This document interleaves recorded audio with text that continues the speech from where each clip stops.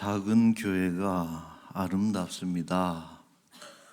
또 작은 교회가 정답이다. 이런 소위 스몰 처치, 작은 교회 운동이 한때 우리나라에서 일어났는데, 이것은 소위 대형 교회, 그죠? 규모가 큰 교회들의 좀 부정적인 면에 대해서 비판하는 이런 관점에서 일어난 운동인데, 한 대형 교회의 어떤 목사님이에요. 10,000명 이상이 모이는 교회 목사님이 이제 이런 반론을 했습니다. 교회가 아름다운 것은 수가 많고 적음에 있지를 않고 그 핵심은 거룩에 있다. 그래서 교회가 크다고 일하는 것이 아니고 작다고 일 못하는 것이 아니라 수의 크기에 달려 있는 것이 아니라 교회가 거룩해야 교회가 되는 것이고, 또 거룩해야 하나님의 일을 할 수 있다. 당장 이스라엘 광야 교회만 해도 애굽을 탈출해서 시내산에서 점호를 했더니 200만 명이라. 200만 명이라고 하는 엄청난 대형 교회가 광야 교회다. 이런 이야기를 했는데 참 저도 공감을 합니다. 이런 부분에 대해서. 그래서 교회 생명은 거룩함에 있는 것이다. 제가 2주 전에 이스라엘 장막의 아름다움이 뭐냐? 발람이 산 위에 올라가서 참 아름답다고 축복했던 이스라엘 진영의 아름다움은 하나님 임재, 하나님이 그 장막에 임재하심으로 인해서 그 질서를, 영적인 질서가 쫙 잡혀 있는 이런 것이 아름답다. 그런 또 말씀을 드린 적도 있습니다.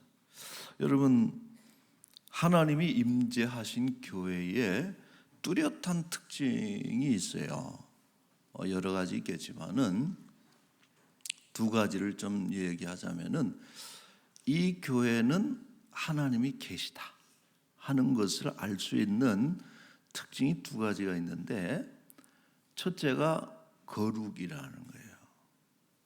구별됨. 교회가 도대체 정치 집단인지, 교회 이름으로 정치하는 이들이 얼마나 많습니까? 구별되지 못한 거죠. 경제 공동체, 교회가 경제적인 어떤 유익을 추구한다든지, 혹은 모여서 교제하고 친목단체, 혹은 어떤 NGO처럼 사회 봉사하는 단체, 이런 것들은 교회가 아닙니다. 교회는 어떻게 거룩하냐? 하나님을 예배하는 공동체예요. 모여서 예배는 교회에만 있는 거예요. 모여서 정치하고 경제하고 친목하고 이런 것이 아니라 예배하는 공동체, 그리고 복음을 전하는 전도와 선교하는 공동체, 이것이 어떤 교회의 거룩이고 구별됩니다. 하나님이 임재하시면은 교회는 그런 모습이 되는 거죠. 두 번째로 질서입니다. 그리스도를 머리로, 또 각 지체들이 서로 자기의 역할을 유기적으로 연합해서 때로는 질서를 이루어가면서 하는 것이 그게 교회거든요. 근데 참 무질서한 교회가 너무 많고, 여러분 교회가 아무리 커도 질서가 없으면은 그걸 규모가 없다 그러는 거예요. 규모가 없어요. 교회의 어떤 규모, 반듯하게 어떤 모양을 가지고서 교회다운 규모를 가지지 못하는 것이 그 질서가 없는 그런 교회예요. 그래서 우리 람원교회는 이런 구별됨이 분명한 교회, 거룩한 교회죠.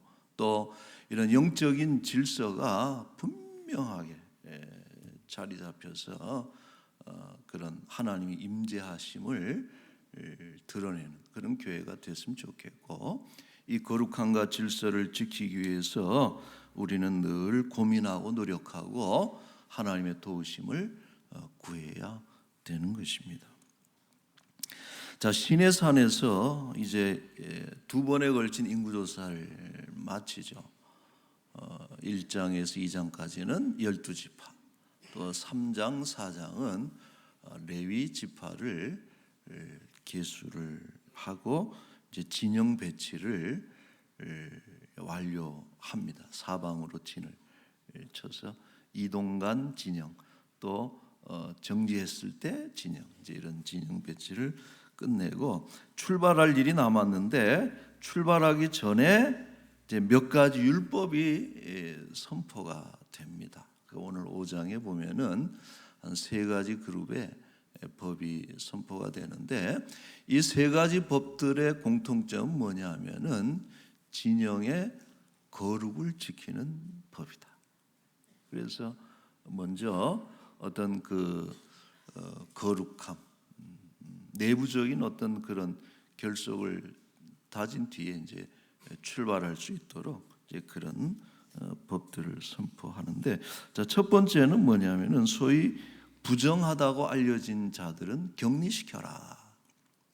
2절에 보시면은 나병 환자, 또 유출증이 있는 자, 그리고 주검으로 이 시체를 만져서 부정하게 된 자들은 진영 밖으로 격리시켜라. 그러니까 중요하죠, 여러분. 이런 법은 왜냐하면은 위생에 취약한 광야, 그리고 200만 명, 물이 빈약한 그런 장소 아닙니까? 그런 데서 200만 명이나 되는 대규모의 그 그룹이 함께 생활하기 때문에 위생이 아주 취약한 이런 그 상황이기 때문에 이제 이런 것에 대해서 부정한 것은 격리시켜야 된다 하는 이런 법을 정했습니다. 자, 두 번째로 죄를 짓는 자에게 대해서는 반드시 죄값을 치르고 죄를 처리해 줘라 하는 법입니다.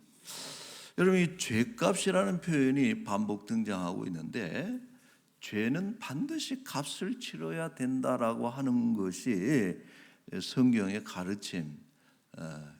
그게 뭐 돈이 되든 혹은 몸으로 인신 구속이라든지 노동이라든지 뭐 이런 게 되든지 간에 죄를 지었으면 반드시 값을 치르도록 하는 것이 성경의 원칙이고, 이 법이 지켜져야 그 진영이 질서를 지킬 수 있다라고 하는 것이. 여러분, 우리가 어느 사회의 건강한 그 모습을 측량할 때 중요한 기준 중에 하나가 이 사회는 죄를 어떻게 처리하느냐라고 하는 것이 매우 중요한 기준이 되는 거예요. 죄에 대해서 관대한 사회, 그리고 죄를 다루는 기준이 없는 사회, 들쑥날쑥한 이런 것이 되어지면은 죄를 짓는 일에 사람들이 어려워하질 않아요. 죄를 심상히 여기고 죄를 짓는 일에 담대하게 죄를 짓는 이런 사회가 되는 것이죠. 오늘날 우리 대한민국의 좀 걱정이 이런 것이다. 죄에 대해서 너무 그 기준이 좀 불투명한, 특히 여러분 공직을 가진 지도자들은요 엄격한 잣대를 적용해야 되는 거예요. 기준이 되기 때문에.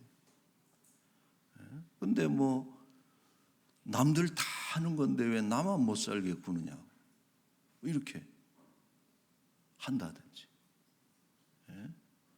뭐 이렇게 법이 아니라 정치로 풀어야 된다든지. 여러분, 우리가 혼동하면 안 됩니다. 정치라는 것은요 법으로 안 푸는 게 그게 정치가 아니에요. 법이 있는데 왜 정치로 풉니까? 잘못한 게 있으면 법대로 해서 처리하면은 그게 정치지 바로. 그래서 뭐 재판 한번 해도 1년이고 2년이고 10년 가까이 끌어가면서 국민들이 그런 모습을 보면서 이 죄에 대해서 빠져나갈 구멍이 참 많다, 이런 생각들을 하게 되는 것은 아주 적신호입니다. 그러니까 죄라고 하는 것은 여러분 전염성이 강한 거거든. 이런 것을 이스라엘 진영에 정확하게 죄는 값을 치러야 된다 하는 그런 원리를 선포하죠. 자, 세 번째가 오늘 우리가 주로 다룰 것인데 간통죄를 처리하는 법입니다. 그래서 배우자의 성적인 그런 범죄가 의심될 때에 이제 몇 가지 절차를 따라서 죄의 유무를 밝혀내는 그 절차를 이렇게 보면은 먼저 소제를 드린다. 공물제사. 소제를 여러분 공물제사라 그러잖아요. 공물로 된 것을 제물로 제사를 드리는데 이제 거기에 기름, 유향 이런 걸 첨가해서 소제를 드리는데 이 의심의 법에는 첨가물이 없다. 그래서 뭔가 이 의심이라고 하는 것은 상당히 거친 것이라는 것이. 여러분 의심을 품게 되면은 사람의 마음이 거칠어지는 것입니다. 자, 두 번째로 이 제사장이 토기에 흙그릇이죠. 그러니까 토기에다가 물을 담아요. 근데 이 물이 무슨 물이냐? 거룩한 물이다. 그 물두멍에 있는 제사 드릴 때 제사장들이 쓰는 그 물을 토기에 이렇게 담고 이제 거기다가 성막에서 그 흙을 이렇게 흙을 주어서 이 물에 이렇게 섞는다. 그리고서 여자가 그 의심을 받는 여자가 그 토기를 들게 하고 머리를 풀어헤치고 맹세를 이제 하는데, 어떤 맹세를 하는 거 아니? 제사장이 여자에게 저주를 내리는 거예요. 뭐라 그러냐면은 20절부터 22절에 보면 나오는 말씀인데, 네가 만약 이 혐의가 진짜이고 다른 남자와 간통했으면은 그 즉시 이 물을 마시면은 네 배가 부을 것이다. 배가 붓는 분들은 조심해야 되죠. 배가 부을 것이다. 넓적다리가 바짝 마를 것이다. 마를지어다. 이렇게 하면은 여자가 뭐라 그래야 돼요? 아멘, 아멘. 이렇게 두 번 아멘을 이렇게 하는 거예요. 그렇게 하고 나서 그 물에다가 하나를 더 첨가시켜. 뭘 첨가시키는 거 아니? 저주를 적었던 그 두루마리잖아요. 두루마리를 뭐 헝겊이나 그런 게 되겠죠. 그래서 물에다가 이렇게 빨면은 그 글자가 씻겨져서 그쪽으로 내려간다는 거예요. 그러면 이제 두루마리는 두고 이제 그 물이 완성이 되는데, 이게 소위 저주의 물이라는 거예요. 저주하는 물을 마시는데 배가 그냥 가만히 그대로 있고 넓적다리가 아무 일이 일어나지 않으면은 무죄로 선포하는 이런 것이 오늘 이 그 의심의 법의 내용인데, 여러분 좀 들으니까 어때요? 상당히 뭐라 그럴까, 미신적이고 무속적인 이런 생각을 가지게 하고, 이런 법을 만약 오늘 어느 국회의원이 발의했다 그러면은 뭐 바로 사무실 빼고 당까지도 다 날아가게. 우리나라는 간통죄도 없어졌어요, 여러분. 벌써 한 10여 년 가까이 돼간다 그래요. 간통죄가 없어서 우리는 간통을 해도 죄가 아니요. 이런 사회에서 이런 법을 누가 좀 한번 했으면 좋겠어. 이런 법을 제안했다가는 그냥 큰일 나죠. 이제 일부 예배 마치고 누가 내려가면서 저보고 귀에다가 그러고 가세요. 네. 목사님, 요즘 바람은요 남자가 더 핍니다. 이러고 이제 가시죠.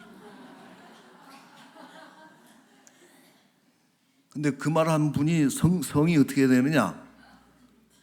남자가 그러고 나갔어요.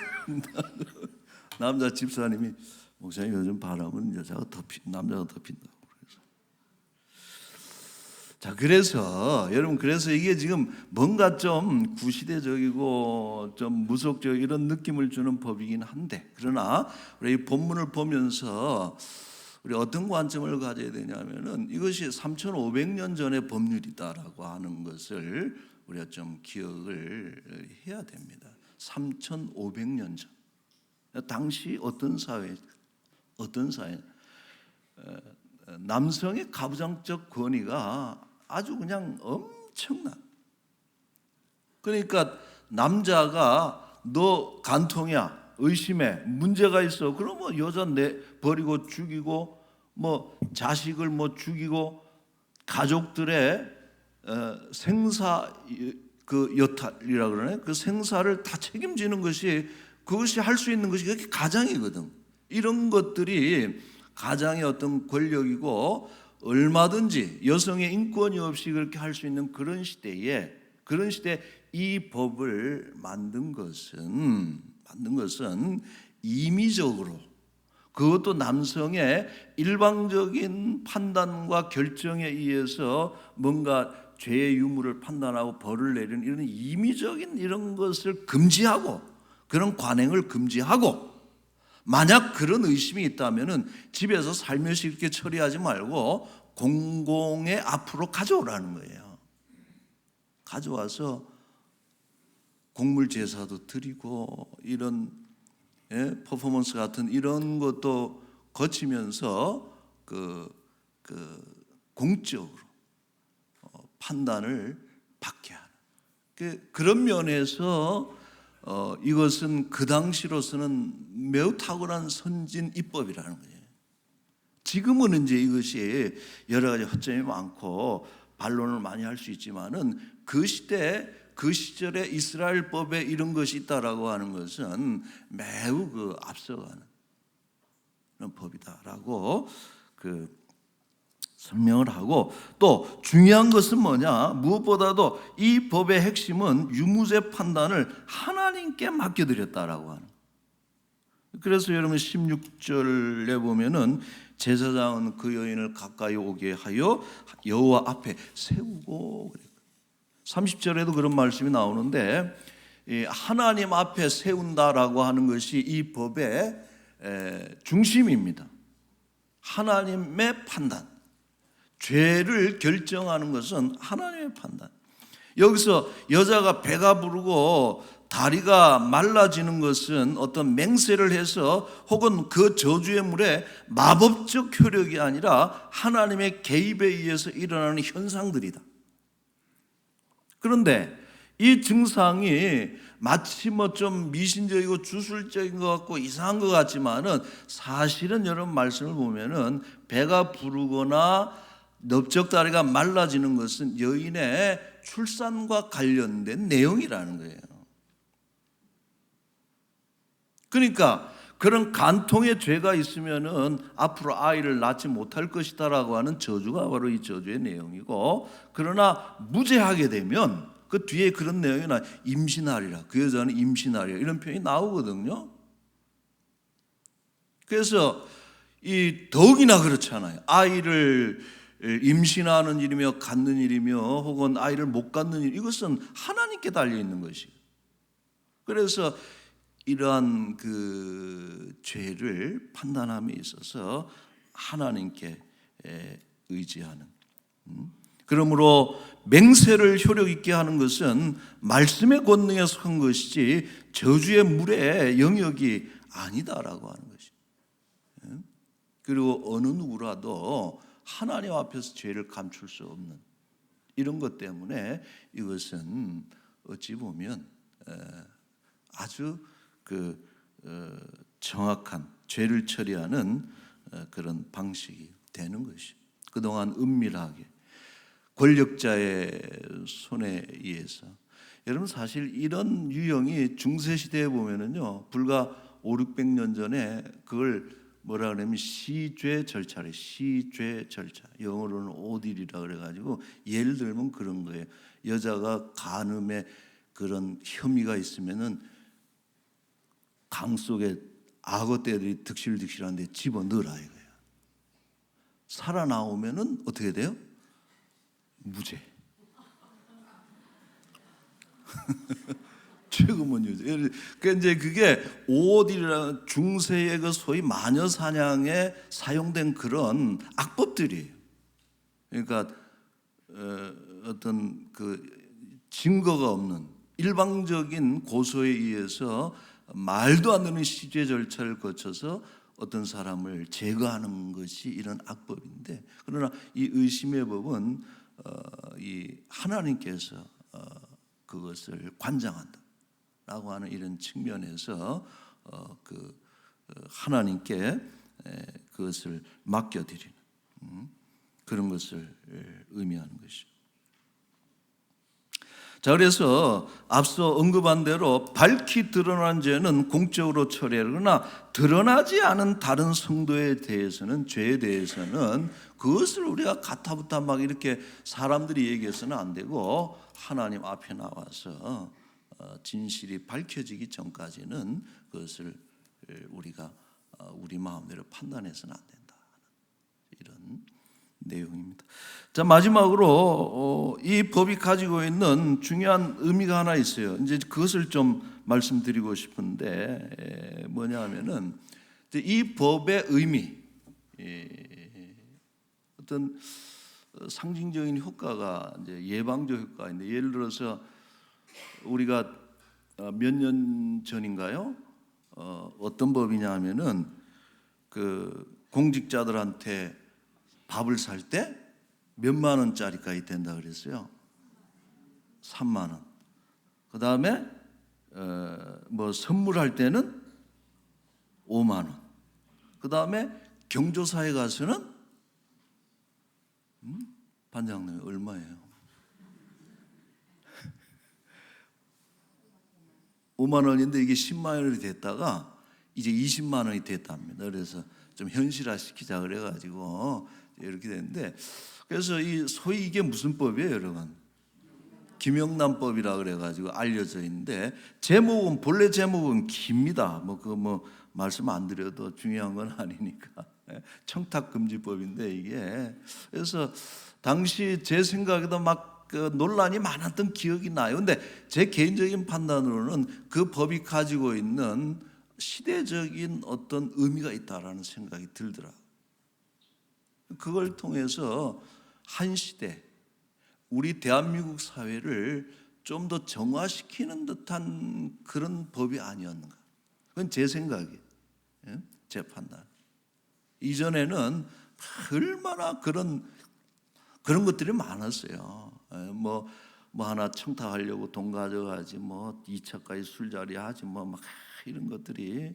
그리고 경조사 가는데 얼마나 그런 거품들이 많았어요. 그러나 이런 것들을 한번 쫙 걷어내는 게 참 저는 좋다 이런 생각을 했는데, 자, 마찬가지로 이 의심의 법이라고 하는 것은 뭐냐 하면은 단순히 간통이라고 하는 한 가지 부정을 처리하는 것에 제한되어 있지 않고 이런 생각을 해봐요. 만약 우리 사회 속에 불륜은 내 배우자를 놔두고 다른 그 이성과 어떤 그런 부적절한 관계를 맺는 이것이 절대 감추어질 수 없다라고 하는 그런 사회적인 인식과 사회적인 믿음이 그 사회에 공통적으로 있다면은 절대 이런 성적인 범죄가 일어날 수 없다라고. 여러분 우리가 200만 명이라고 하는 여호와 하나님을 믿는 그 공동체거든요. 그 사회 속에서 이런 여호와의 존재, 하나님의 임재, 하나님께서 살아계시고 역사하시는 것 너무나 분명하게 보잖아요. 구름 기둥이 바로 그냥 떠서 움직이지 불기둥 뜨지. 하나님이 함께 하시는 것이 너무나 분명한 그 시점에서 하나님 앞에 갔을 때 어떤 범죄도 드러난다라고 하는 그런 공통적인 인식을 가지고 있다면은 절대 그 범죄할 수가 없겠죠. 여러분, 오늘날 문제가 되는 게 뭐예요? 죄는 언제 죄가 되느냐? 들켰을 때 죄가 되는 거예요, 우리나라는. 그러니까 일단 죄가 있다 그러면 일단 뭐부터 해야 되는 거예요? 난 아니단 말이야. 내가 손에 장을 찢은단 말이야. 그러다가 이렇게 들통나면 그제서야 어떻게 해요? 아유, 그런 일이 있었나 봅니다. 이제 이러고 그리고서 이렇게 차고서 그냥 들어가고 이제. 그러나 여러분, 그 시대는 죄는 감추어질 수 없다, 하나님 앞에서. 이런 게 참 중요해요. 여러분, 지금 교회도 범죄가 발생해서 재판국이 이루어지죠. 우리 교회는 그런 일을 해본 적이 없기 때문에 한두 번 있었나요? 네, 징계 절차. 그래서 교회에서 재판을 해서 막 항의를 하니까 상소심을 하는데 그게 노예 재판국을 가고, 노예 재판국에서 말을 안 들어가지고 총회까지 3심제거든요. 교회도. 그 지금 총회에 고소 고발건이 그 문서가 쌓여 있는 게 이렇게 쌓여 있어. 여러분, 교회가 그렇다는 거예요. 만약에 이 교회 안에 하나님께서 우리의 재판장이시고 하나님 앞에서 어떤 죄도 감춰질 수 없다라고 하는 그 믿음을 우리가 가지고 있다면은 절대 그렇게까지 안 가죠. 그러니까 이 법은 당시에 그 사회를 그렇게 묶는 중요한 울타리가 된 거죠. 자, 또 한 가지, 특별히 이것은 의심에 대한 법이다. 의심. 여러분, 의심을 처리하는 방식. 의심이라고 하는 것은 공동체를 파괴하는 매우 강력한 힘을 가지고 있어요. 한번 물어봅시다. 여러분들은 여러분의 배우자를 믿어요? 못 믿어요? 다 믿지, 그죠? 근데 가끔 의심이 돼요, 안 돼요? 요건 좀 답하기 쉽죠. 근데 의심이라고 하는 것은 우리가 살다 보면 할 수 있어요. 의문이 들어갈 수가 있고, 야, 저 헌금했더니 교회 그냥 목사님 주머니로 다 들어가고 장로님들하고 나눠서 그냥 가지고. 예? 여러분, 이렇게 의심하는 순간 교인들은 헌금 안 하죠. 신뢰하는 것이. 예? 교회가 하나님 예배하고 선교하고 전도하고 연약한 이웃을 돕고 그렇게 하니까 그 건강한 공동체가 되는 거예요. 의심이라고 하는 것은 지속되고 의심에 사로잡히면은 관계를 파괴하는 것입니다. 그런 관점에서 여러분, 이 의심의 법이라고 하는 것은 의심을 하나님 앞에서 풀 수 있다라고 하는 것은 역시 엄청난 예방적 파급적인 효과가 있는 것이죠. 여러분, 우리가 그런 면에서 서로 신뢰하는 그런 믿음의 공동체가 되는 것이 중요합니다. 자, 말씀을 맺겠습니다. 자, 지금도 우리 가정이나 교회를 해체하려고 혈안이 되어 있는 온갖 공격적인 시도들이 있다. 교회를 해체하기 위해서. 그런 것이 뭡니까? 거룩을 흔드는 것이. 범죄를 해도 아무도 모를 것이다라고 하는 이런 것들을 우리로 하여금 죄를 마음껏 짓게 만드는 거예요. 그리고 이런 의심의 문제를 자꾸 키워서 관계의 틈을 가져다 주고 가정이나 이 교회의 어떤 이 공동체 진영을 파괴시키는 이런 시도들이 있는데, 이에 맞서서 여러분 우리는 거룩한 질서를 지켜야 되는 거죠. 그렇죠?